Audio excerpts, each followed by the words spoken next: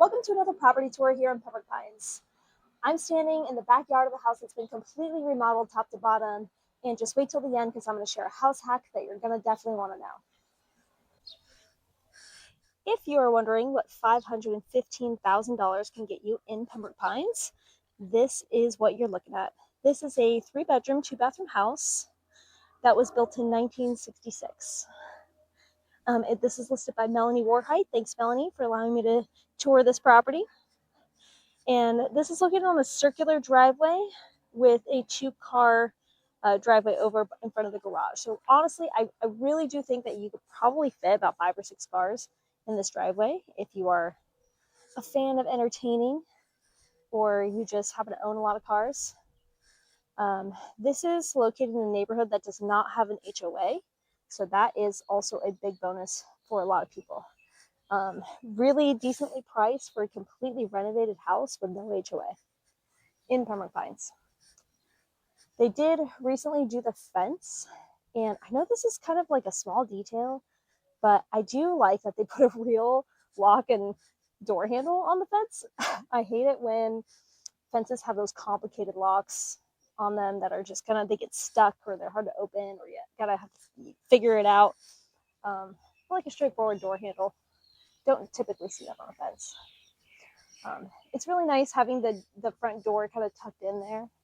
You have all this space to put, flowers, a garden bed, maybe a little bench. It'd be cute. This garage is completely converted. Can't wait to show you that.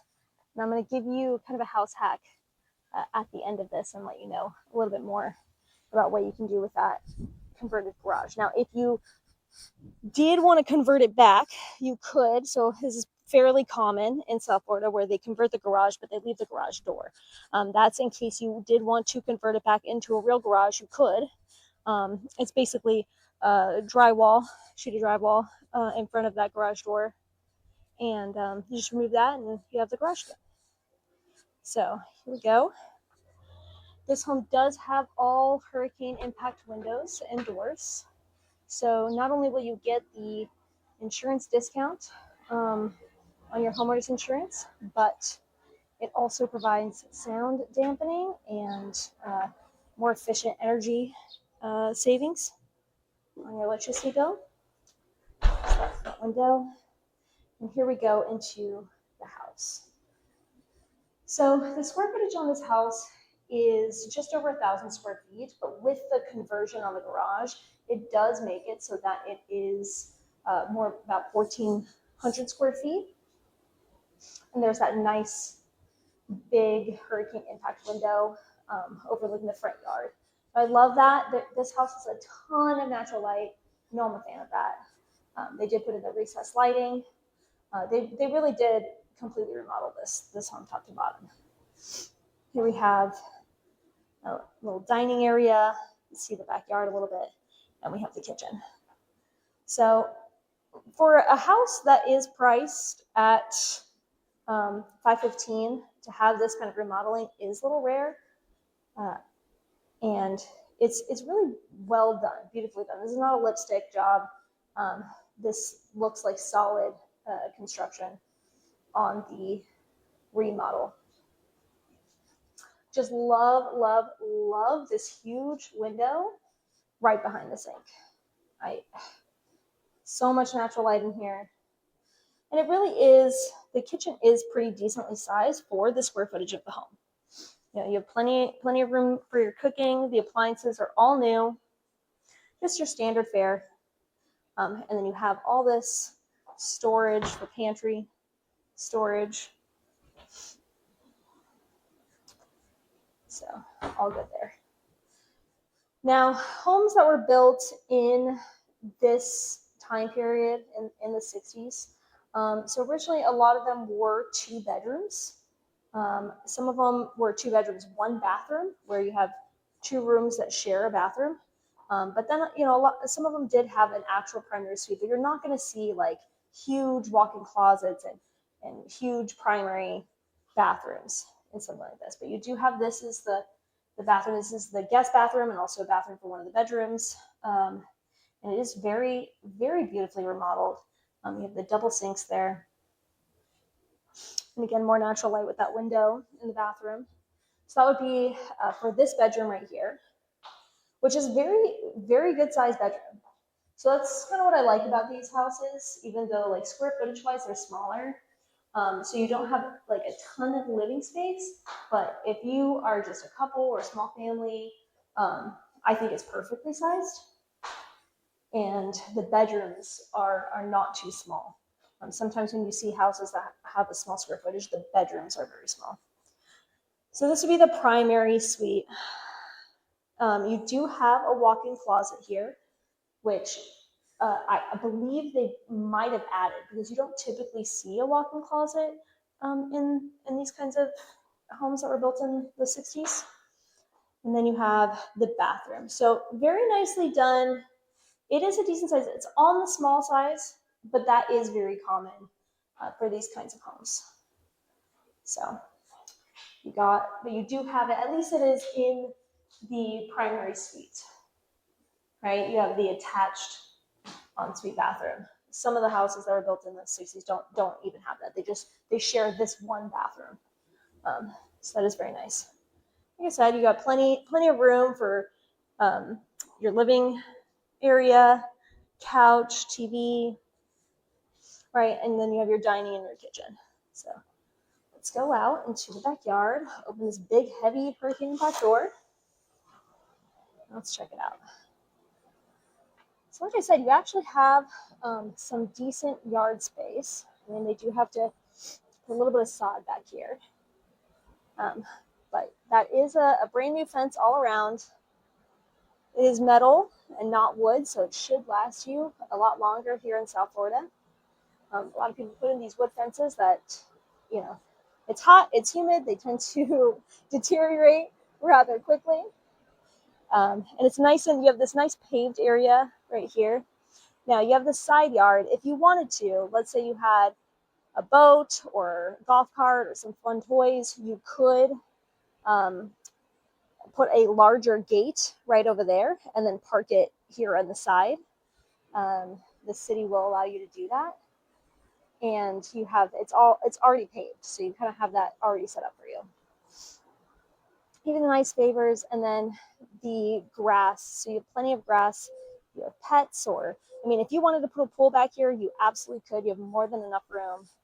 And then here is the back of the house.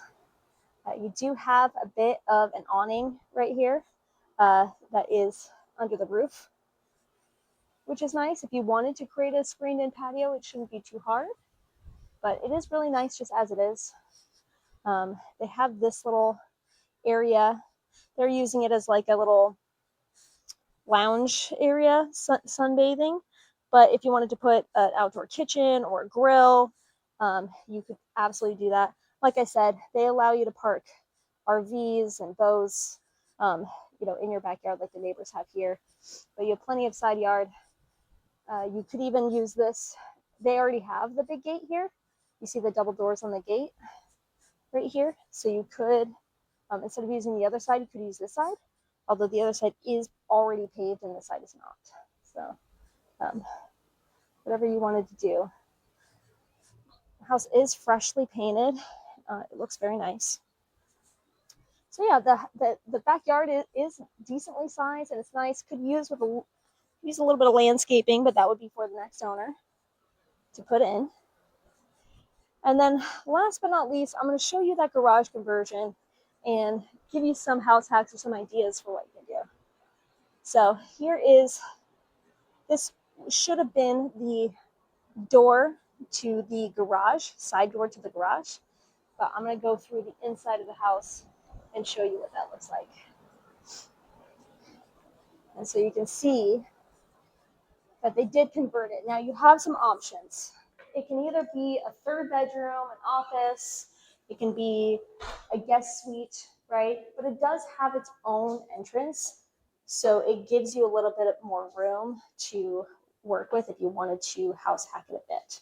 So this is a laundry room, but you have some separation, right? So here's your water heater, your actual laundry room, which some houses that were built in the 60s, they don't actually have a laundry room, which is really nice. So this is kind of like the separator between the house and the garage that was converted into a room. Now, because it is the garage, it doesn't have any exterior windows in here, but they did put in 2 closets, and you have this whole room. Now, they have the washer and dryer in here. It's not plugged in. This is not where the washer and dryer go. They just have it stored in this room. But that would be the side garage. So this would make a really great efficiency. If you wanted to have a shared space for laundry, that would be the room.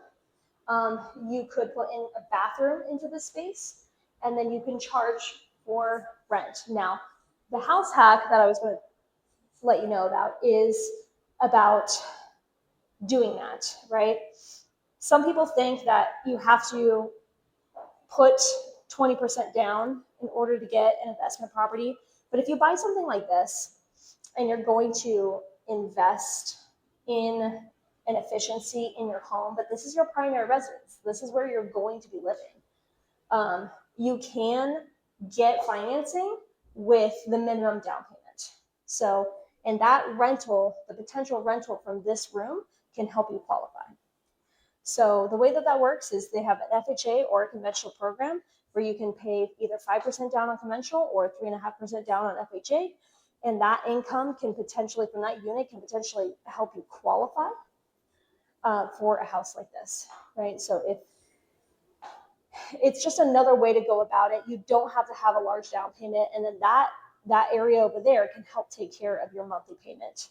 You stick with this house for a little while you're getting started, and then eventually you could rent out both the efficiency and this home, get an equity line of credit, and buy a new home from the equity in this one and keep this as a rental property. So this would be a really, really great starter home for someone who is looking to have a little bit of help with the monthly payment, but also doesn't have enough down payment for an investment property, and they just kind of want to live in it while they rent it out, and then they can get a house, the house of their dreams later on. So this would be a really, really great way to do that. So if you're interested in house hacks like that, or duplexes, or buying non-conforming, non-conventional houses and seeing what kind of financing you can get, let me know. My information is in the description. And if you are looking to move to Broward County, Pembroke Pines or otherwise, subscribe to the channel. We post videos every single week. All right, see you guys.